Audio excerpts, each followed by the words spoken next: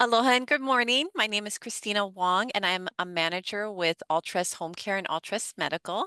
And I have been a member of the HPGS board for several years and was presented this year with the opportunity to be a board member. And so it's with great pleasure that I introduce our president, Laurie Adamshick, to go over a few things before the presentation today. It's Christina. Hi, Francis. I see you joining us. um, we may have a small group, but that's okay. I just wanted to take the time to acknowledge you and remind you that we do have scholarships available. We have a fundraiser that is coming up on November 8th at Arcadia. It's our annual scholarship fundraiser this year honoring Dorothy Colby of Halikuuke. There was a flyer about this in our HPGS newsletter that went out a week or so ago. There are still seats available, and it's a wonderful occasion to be together. We haven't been together in person in quite some time, so consider that and the chance to be together and the chance to support upcoming students. We also have our biennial conference, which isn't until 2025, but we've already started planning for it. It'll be in September. You'll hear more about it over the coming year as we get ready.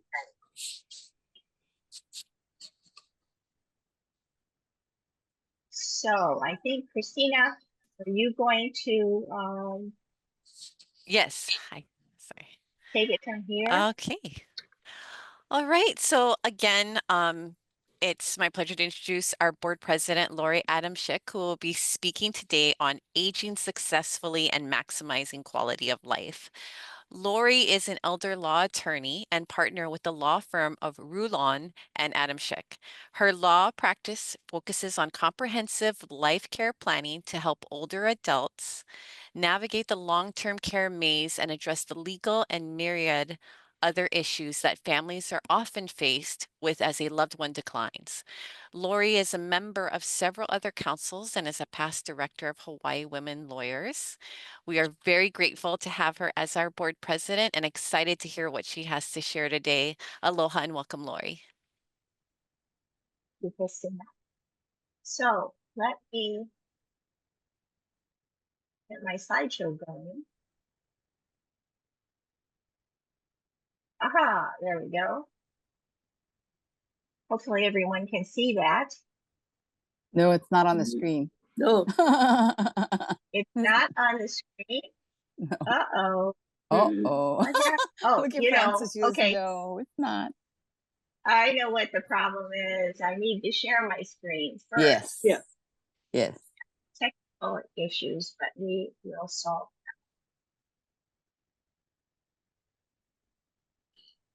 them. Okay. Now I can. Yep.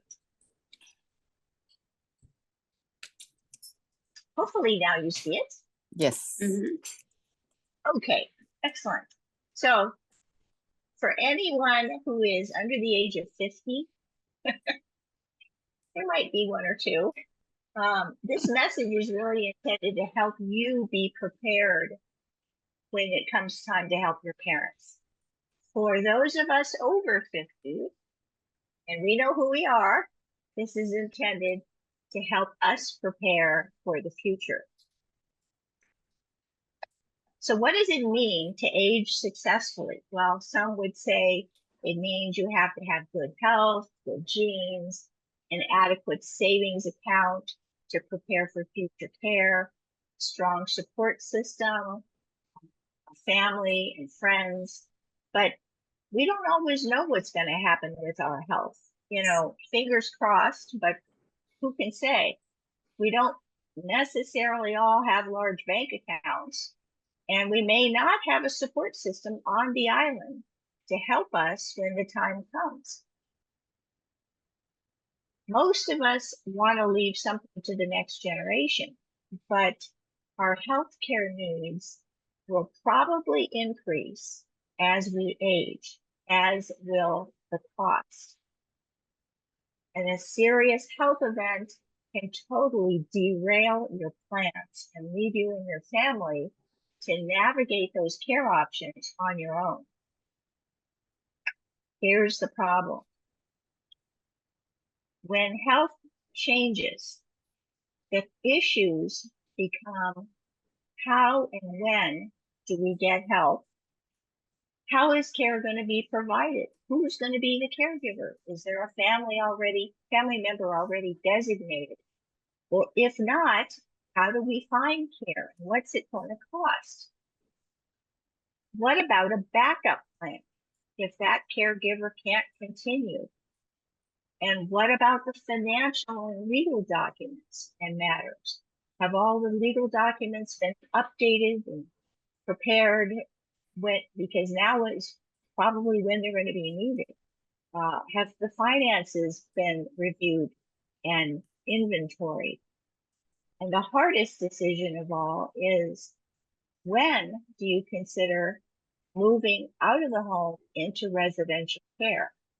For families, this is a huge problem. They feel guilty over having to make that decision. And of course, they don't know how to judge the quality or understand the cost. This is what happened in my family, my story, many, many years ago. My mom had a stroke. Her right side was disabled. She couldn't walk. She had aphasia, had trouble communicating. And I brought her home thinking, I can figure this out. I'm a good problem solver. I'll take care of her. I had a disastrous first month trying to take care of her, our 3-year-old, my household, and my business. And I got very sick, lost sleep, totally stressed out, overwhelmed, until I finally realized I just couldn't do it all myself. I needed help.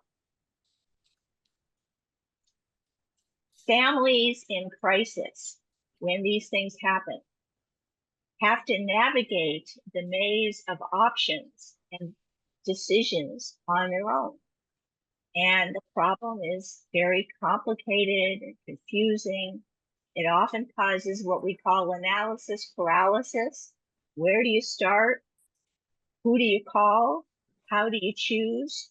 People easily become overwhelmed, as I do. Why does this happen? Well, largely because we don't plan, or we put off planning, or we assume what I call the myth that we're going to stay at home until we pass on.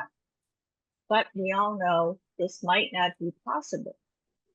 The other myth many people have said to me over and over is, Medicare will pay for it. I don't have to worry. What do you mean long-term care fund? That's a myth. Medicare doesn't pay for long-term care. They pay for medical care, but long-term care is different. They have a small exception after a period of qualifying hospitalization where they will contribute toward care, but they largely are not a resource for you. And long-term care insurance, if you can afford it, it's very helpful, but it usually falls short of paying 100% for care. And that is because the shocking fact is nursing homes cost $12,000 to $15,000 a month on Oahu, even more on the neighbor islands. So how does one age successfully? Well, this picture should tell you the hurricane of incapacity is out there. You need to prepare. You hope it's not going to hit, but you have to prepare. Want to be like the folks that they go straight to Costco, they load up with supplies, they come home and clean their yard, and they're ready.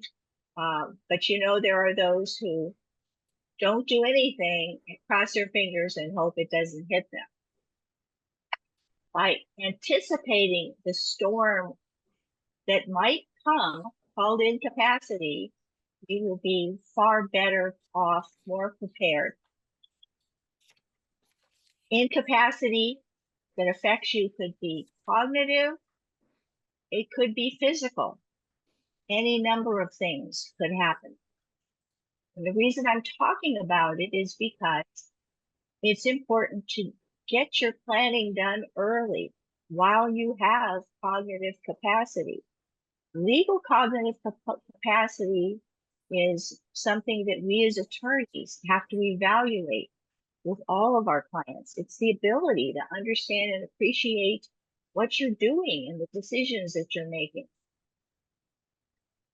The importance of this cannot be stressed enough, because once you lose cognitive capacity, you can no longer validly sign a legal document. And that reduces your ability to plan for the unexpected. So the sooner that you start planning, the more a person's able to participate and talk about what they would want just in case something were to happen. So while you're healthy and you have capacity, start thinking about these things. Who's going to care for you? How is care going to be paid? Who can make those financial and medical decisions for you if you can't make them yourself? These are critical questions. And if you can get started with this planning early, you may be able to stay in your home longer. The goal overall to keep in mind is to maximize your quality of life and to maintain control. As with any goal, you have to have a plan in order to achieve it. So how do you develop a plan? Well, you need to address legal needs, financial needs, and personal needs. We advocate assembling a team of advisors and navigators early on to get you thinking about these issues, helping you understand the options. Let's see, I think we need to mute somebody here. Marianne Jacob. Oh, there. Thank you. I think I got it. So assemble that team.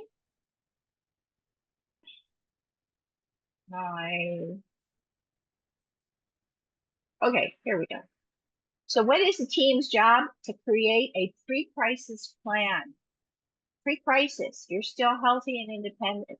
You're going to talk about the what ifs.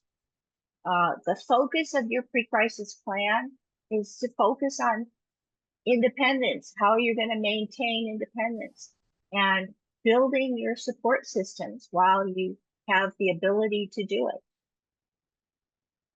Start with an elder law attorney.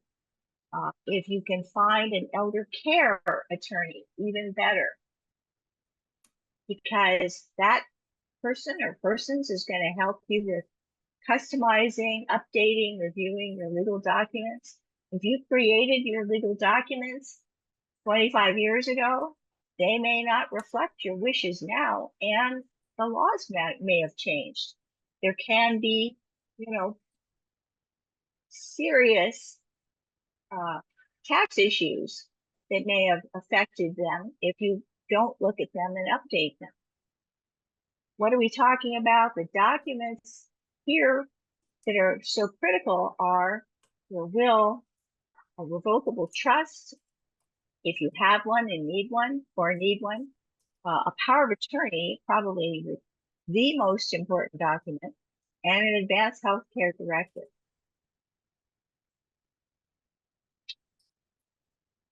This helps you identify who's going to be most capable of being your decision maker in case you're not able to make decisions? Is your financial agent going to be capable of managing your assets? Do they have enough financial savvy to do that?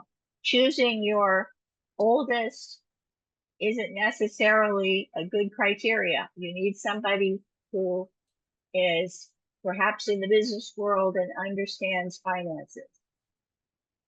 Is your agent for medical decisions under your advanced healthcare directive, are they going to be capable of enforcing your end of life wishes? Do they have enough experience with the world of healthcare to advocate for you? Are they both honest and trustworthy? Will they stand up for you if they get pushback from the family and you're incapacitated? You need to have an inventory of your finances and keep it updated by regularly monitoring it every year with your elder law attorney so that you have a clear idea where the assets are, that the trust has been funded, and that there are emergency funds available if needed. This is important because if something happens to you suddenly, are your kids going to know where you bank and how to help you pay bills? We had a client years ago whose dad was mugged and left in a coma and unfortunately passed away. The son had to go to his apartment and open every drawer to try to put together the picture of what assets his dad had, what debts he had, and then he needed help in figuring out what the next steps were. You don't want to have your family have to go through that. To have to grieve a loss as well as have to discover that the facts that are important to helping the family move forward. It's two things you shouldn't be doing at the same time. You need to have a discussion about the options in your home to improve your safety and your quality of life while you're staying in your home. This means that you should have a safety assessment at home. We call it a safety walkthrough. Falls, as you may know, are the number one thing that takes older people down. They're the enemy of all of us. And there are so many things in our homes that can affect our fall risk.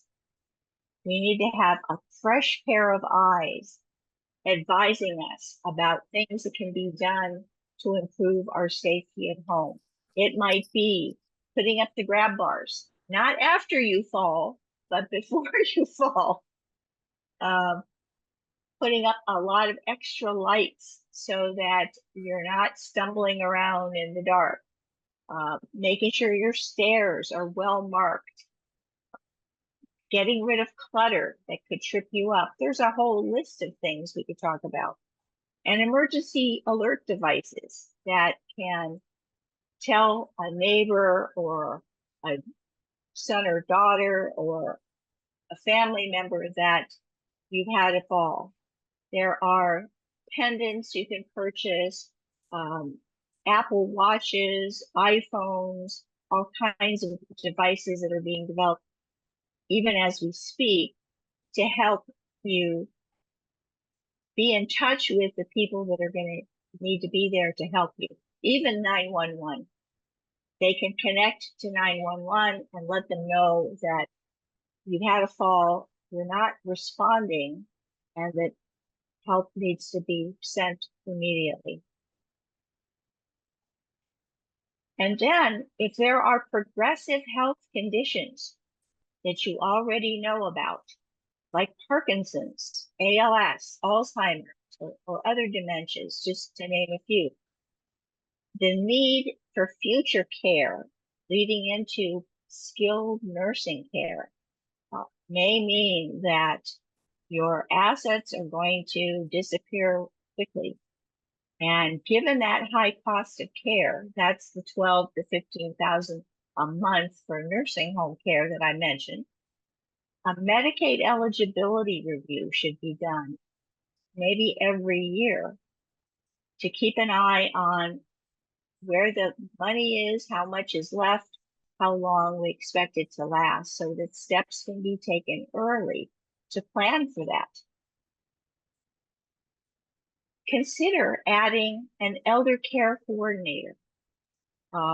What is an elder care coordinator? We call them ECCs, but it's a professional from either the social work or the nursing professions who have extensive knowledge of options in the community and can help connect you with them. They can help in pre-crisis planning. They can help you create a crisis plan, and when the time comes, implement it if you need help with implementing it, particularly if you have no family on the island to help with that. And if you are working with them year after year, they can update your baseline state of health and monitor for changes that may require some attention. They can also advocate for you, which is tremendously important. And then think about how you would pay for care. It's a daunting question for everyone. You can get financial guidance from your elder law attorney or from a financial advisor who specializes in long-term care. They can help you with suggestions to create a long-term care fund in advance. The options might include, well, your bank account and your investments, but if those are limited, then you might consider a reverse mortgage or a home equity line of credit, drawing on the equity of your home. I mentioned long-term care insurance. It can be a help. It usually doesn't cover all of the costs of care, but it can be a tremendous help. And then working with an attorney, you can create a specialized parental protection trust. Create that financial summary or inventory, go over it with your agent under your power of attorney so that they're familiar with where the accounts are. If the time comes when you want to add them to an account to make it simpler for them to help pay your bills and monitor your finances, then you have the ability to do that while you're still independent and have capacity. To be a great help to them. And then start talking to your family. Sit down and have a family meeting. These are the things that hold many of us back, because as adult children, it's awkward to say, Mom, have you thought about what you're going to do in case you become incapacitated? Not a simple meeting, but if the subject can be brought up, and it may take several meetings to get through it, it would be very important for you to tell your children, or for your children to ask you about what matters most to you. What's most important? Is it being at home with your family? Is it not being alone? Or maybe some of us want to be alone. Many say it is not being a burden on your family. Talk about what brings you joy, or ask your folks what brings them joy. What's important to them? It might be the companionship of their dog. It might be working in the garden. It might be seeing the grandkids every Sunday. Talk about those things that bring them joy. And talk to your financial and medical agents in the presence of the rest of the family about the job that they will eventually undertake, and make sure they understand and are still willing to step up and take on that responsibility when the time comes. Discuss what your options might be, or ask your parents, have they thought about options for care? If all of the children are on the mainland, it might be unreasonable to expect them to uproot themselves, move home, and become your full-time caregiver. But if you have a family member here that can provide care for some period of time, and care can be supplemented by attendance at a day program or having a professional caregiver come to the home, those things should be talked about in advance. What are your options? What are your preferences? For those who are what we call solo agers, who don't have family on the island, or a family somewhere distant, like our client whose children are all in Switzerland and she has no family here. It's important to start looking into professional fiduciaries. There are professional fiduciaries who can work with you. You need to develop a relationship, meet with them yearly so they get to know you, and so that they understand your priorities in case the time comes that they have to make decisions for you. This is probably the most neglected task: create a caregiver backup plan. Full-time solo caregivers are at high risk of becoming ill and perhaps even dying before the person that they're caring for due to the stress and the demands of the job. Burnout is not a question of if, but rather when. What if your caregiver becomes ill or passes away? There should be a backup plan. There should be a team. We sometimes, for those who have no family on the island, we sometimes advocate having several agencies on board to provide care. So if one suddenly fails or the caregiver becomes ill, the other agency already has a relationship with you and can step in and help. And then if there are concerns that your money is not going to last, that assistance may need to be applied for through the Medicaid long-term care program or the VA aid and attendance benefit for wartime veterans, you're going to need to provide a lot of documentation. So it would be a good idea to start thinking about those documents. Where are they? Let's get them all back together in one place. We're talking about perhaps birth certificate, marriage certificate, if the spouse has passed away, the spouse's death certificate. It is possible, doesn't happen too often, but it is possible that the Medicaid office could ask you for 5 years of account statements for all your financial accounts. They do have the ability to go back 5 years and look at all of the transactions that occurred. So that's something that you should consider storing someplace you will be able to find. And if you're going to be looking into veterans benefits with that aid and attendance program, the DD-214 military discharge is going to be important.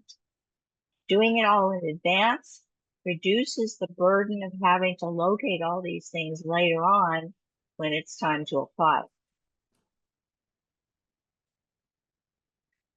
If there is digital property, it might be just an email account, but perhaps there's online banking or credit cards or even social media. Facebook, many people are on Facebook. Start thinking about making a list of those accounts and thinking about what should be done with each item. what should be done in the event you're incapacitated, what should be done after death. And Facebook actually allows people to choose an option in advance to either remove their account or to freeze it as a memorial once someone passes away. Store this information and your uh, directions on what should be done in a safe place. Make sure your agent knows how to access it.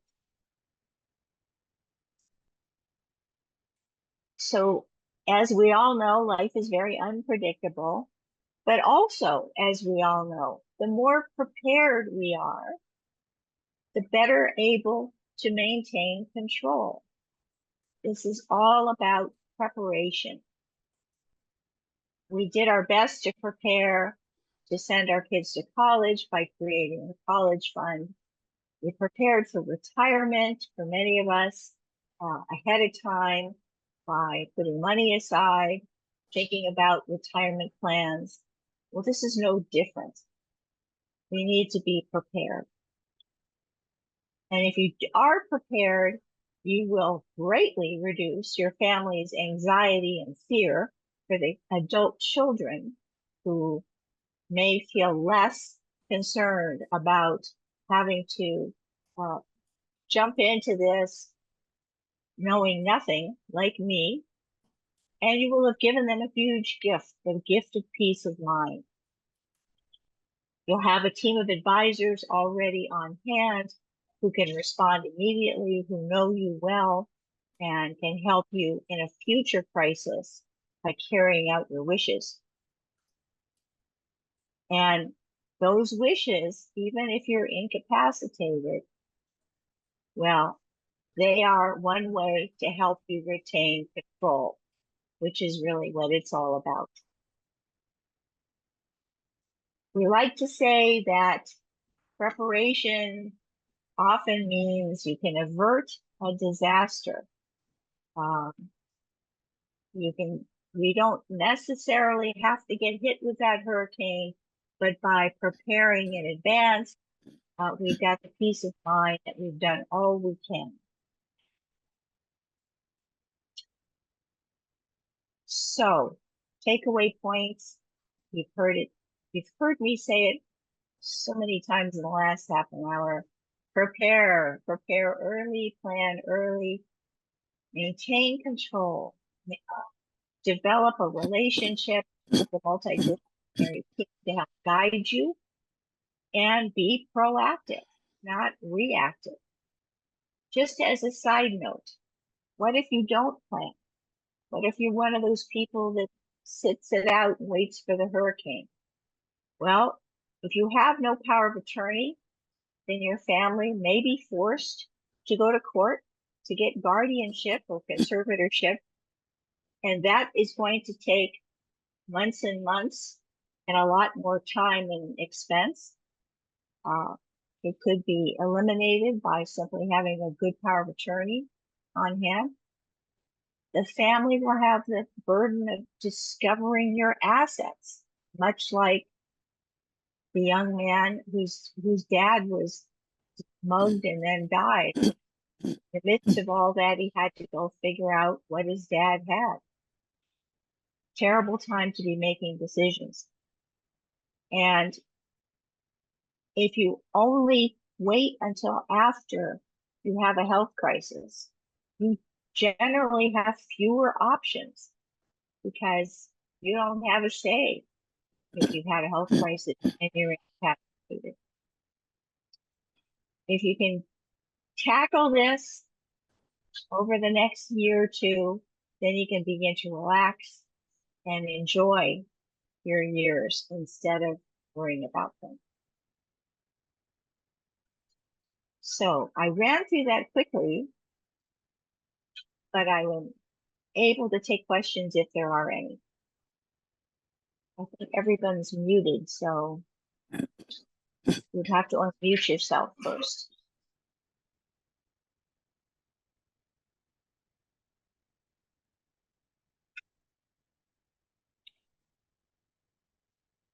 Well, let me just say question we frequently get is, how soon should I start doing this?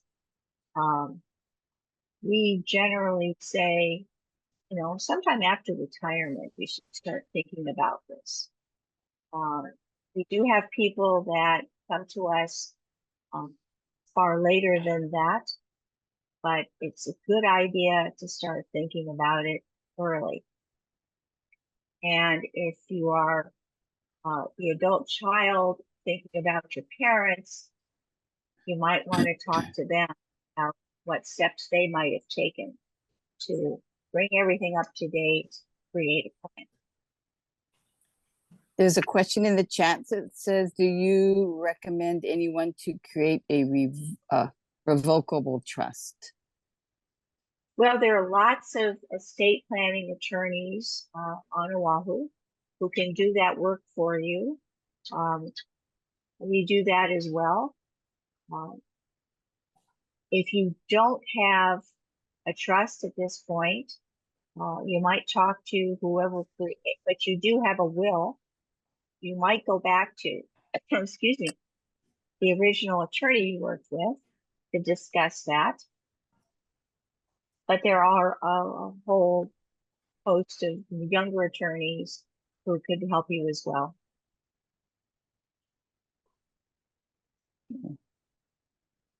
I have something to say. Just thank you so much for that presentation, Laurie. I mean, most people don't know me, but I'm in the hospice field.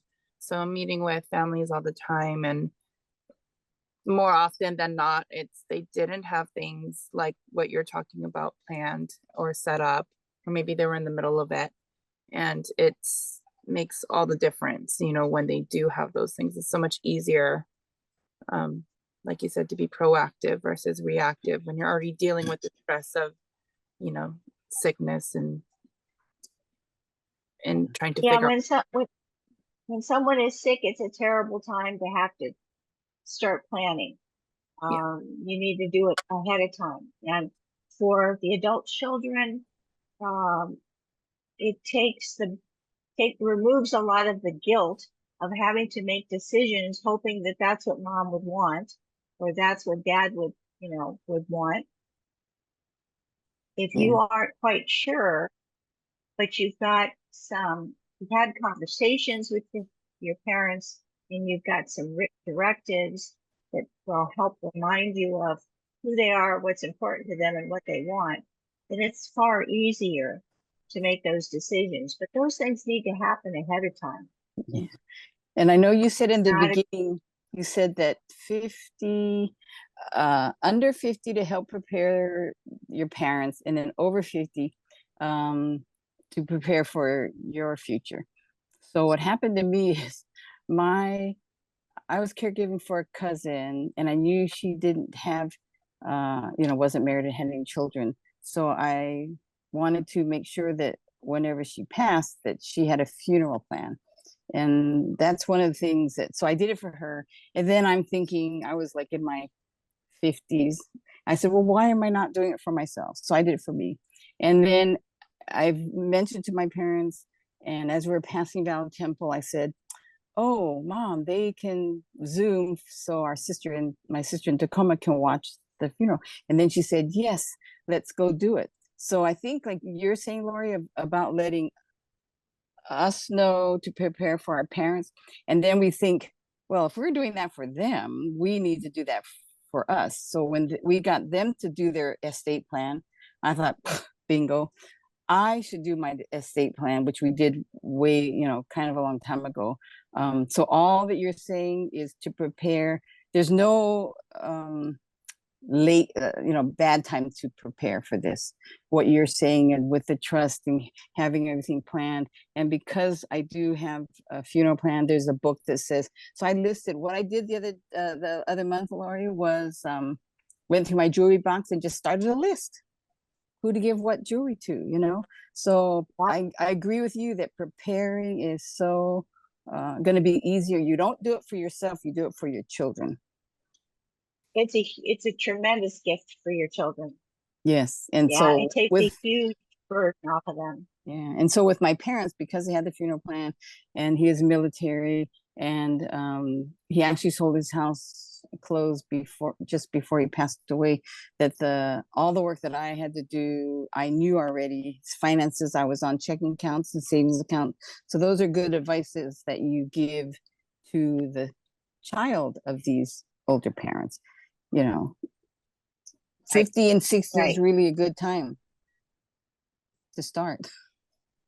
Well, at least start thinking about it. We do tend to procrastinate a bit. Especially this topic. Stop sharing here. Especially this With this topic, right? topic, it's very common. All of us tend to procrastinate because it's not a simple subject to jump into, but you take a little bit at a time. You do a little bit this year and a little bit next year, and you update as you go along. So those documents, those estate planning documents that you created 10 years ago, you dig them out, you go see your attorney, you update them, make that inventory of your assets, create something that's current. Because if you suddenly pass away and your children have it, but it reflects what you owned 10 years ago, it might not be helpful to them if those assets have changed significantly. Right. Yeah, I think this is the best gift of all for children, adult children who, are considering what's going to happen in the future with mom and dad. And you may have parents who took care of their parents and have the experience of knowing how overwhelmed and confused and, in the dark they were getting started. So they may be just waiting for you to say something so that they can tell you, oh, I'm so glad you mentioned that. Do you remember what I went through with grandma? We don't want you to go through that. And it kind of opens the door to the conversation. Yeah. It's really a lot of conversation needs to happen. And even, Leslie, the conversation about hospice. Many people think hospice is a declaration that, okay, I'm done.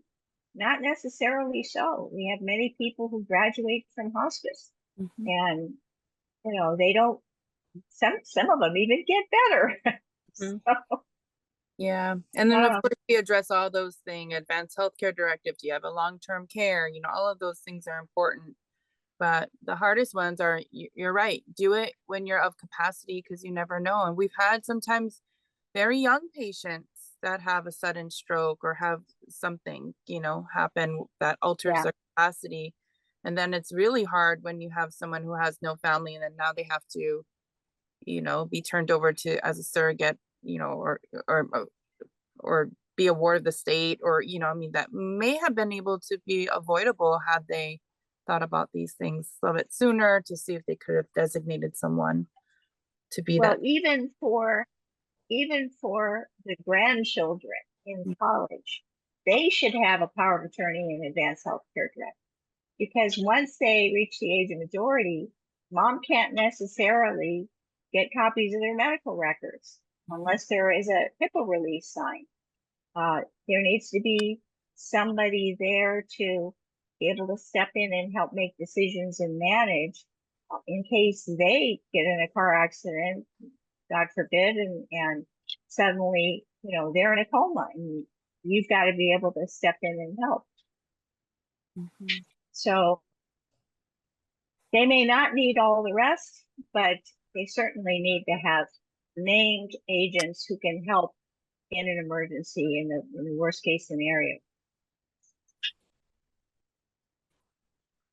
Good. I think I saw another question in the chat.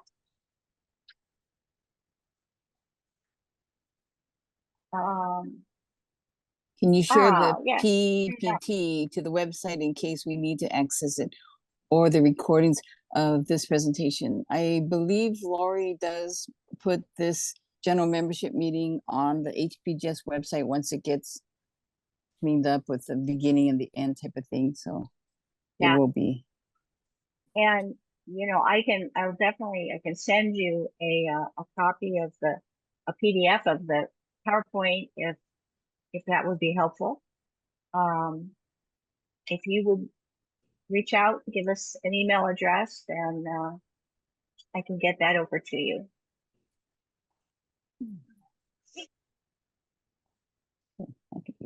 Does anyone else have experiences to share in this area?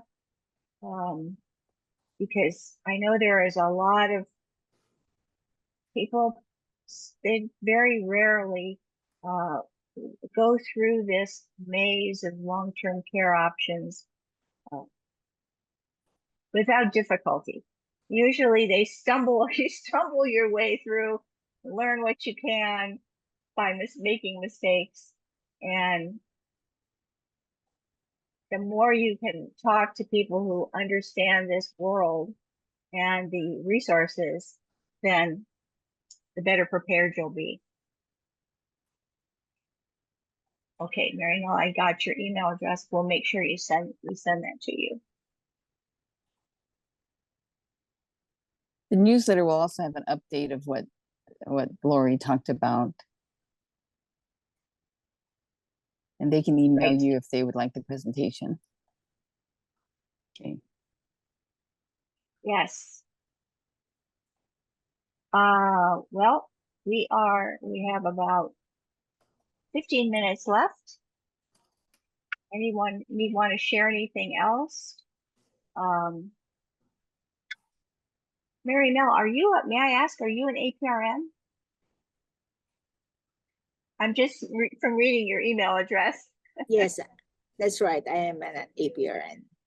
Yeah, so I'm sure you've seen a lot of this, a lot of these problems, like Leslie, people coming in who aren't prepared. Yes, that's true. Yeah. I am going to send you an email. So maybe, Laurie, one of these days, if I can ask you to present to the nurses your specialty about aging, that would be nice. I think this is a very good topic because we have a lot of people, I'm saying even for nurses who are actually aging. So we can have some thoughts about this, like looking forward into aging and clientele who are aging. Yeah, I'd be happy to do that. Thank you. It affects everyone. None of us is getting out of this alive. Exactly. Thank you. We all have to be ready. Thank you. So I will invite you. She's owns the school, right? Yes. That some of our scholarship winners attend their school to become CNAs. So thank you very much. Yeah. Oh, thank you. That's wonderful. Yeah. I'm so happy we can support you with those scholarships. I appreciate it. Yeah, thank you for sending us scholars to come to our class and do nurse aid training. So thank you. Okay. I am, just to add, I'm also the president of the Philippine Nurses Association Hawaii. So right now we have like 134 nurses who are members of this organization. So I think this is just an exciting venue for us and maybe help us learn and understand aging and how to prepare ourselves in case we needed help. Or that's why I was having questions about the revocable trust, because I know a lot of people don't have that. And I think it's a good idea to get started with that. Excellent. Glad you were here today. Yeah. Yeah, I appreciate you tuning in. And then Laurie, what I wanted to say is when I noticed sometimes like different cultures have have some more challenging times discussing these things too, well in advance. Yeah, very true. Very true. Yeah, we have to be sensitive to the cultural differences. And I know you, Leslie, you and I both work with Kokua Mau, and they have some wonderful trainers who help different organizations find the right approach to talk to people about advanced care planning. And it's part of there are a lot of, when we go in there, obviously, you know, we're going to have those, we build that trust, the rapport, we're caregiving for their family, and then we continue. We're not just there for the patient, but to guide the family through the process, provide them resources of people who can navigate them through all of this. So, you know, if they don't That's have a that up. Yeah, that's a little known fact. My dad was in hospice years ago, and I was so moved that the hospice provider was not just taking care of my dad, but taking care of the whole family, checking in on all of us, making sure that, that we were okay as he went through the process of dying. So it's a wonderful responsibility done largely by angels. All of you people who work in the hospice world, it's a special calling. And if you've ever had to work with a hospice organization, you learn quickly how special these people are. Thank you.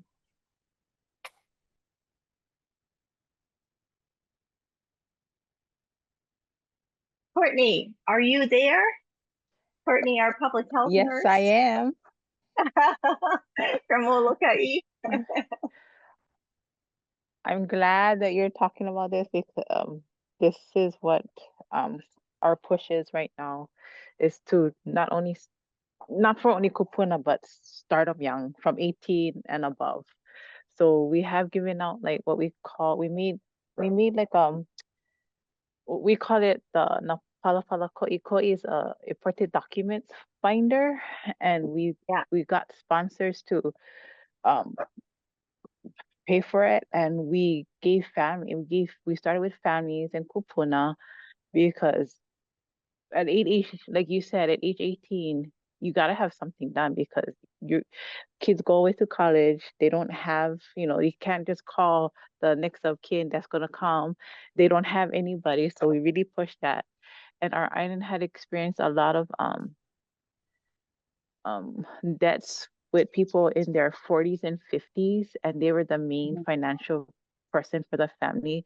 And so it was devastating. So it was a push for us to get like, hey, come on, you guys, everybody, get your guys' documents in place.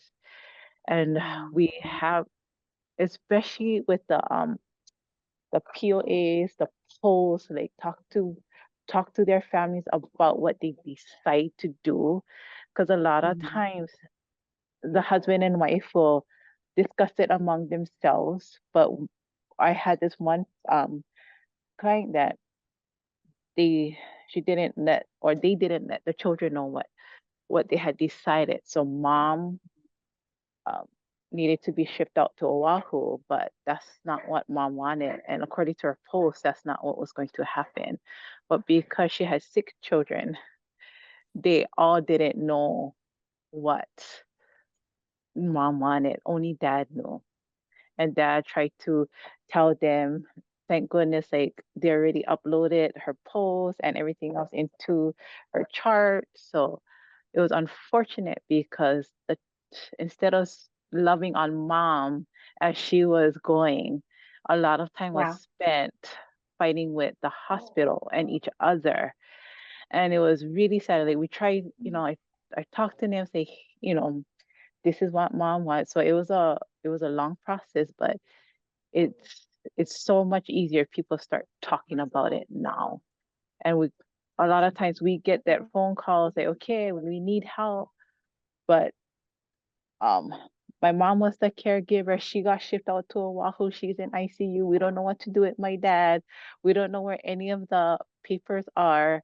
So now the process to expedite services takes a whole lot longer. So because Yeah. we wanted to, actually, this is selfish, make our job easier. We're like, come on, guys, let's do this. Let's get all your important documents together in one place so that it's going to be so much easier for you and your family. Because a lot of times they're just left with, I don't know. I don't know how we could pay for this. I don't know where the accounts are at. I don't know. And so, yeah, Well, I'm glad this is the happening. last thing many of us are parents with children. The last thing I can ever imagine that any parent would want is when you're reaching the end of your life, to have your kids fighting, to have your kids not talking to each other. That's terrible. You don't want to move, you don't want to graduate to the next level with your kids not being on your side, helping you make that transition. And if you, and I have seen this so many times, seems as if the more kids you have, the more the risk that there's going to be some kind of fight. So all the more, if you put your wishes in writing, then this is what mom wants, no question about it. And you may have other thoughts, but keep them to yourself, because we're going to go with what mom said she wants. It can put an end to all that kind of stuff. And I'm not above playing the guilt card. Do you really want your mom to go with you fighting each other? Because, what else can you give her at this point but your love and your harmony, as a family, and to have her see everybody at odds with each other, that's going to haunt her into the next dimension. Yes, yes. So yeah, there's a lot of times when that happen, like even fist fights like occur, and that's like Oh my God. unnecessary. Yeah, so it's Yeah. unnecessary. It doesn't have to happen. So like you said, being prepared is the best way to avoid all of that.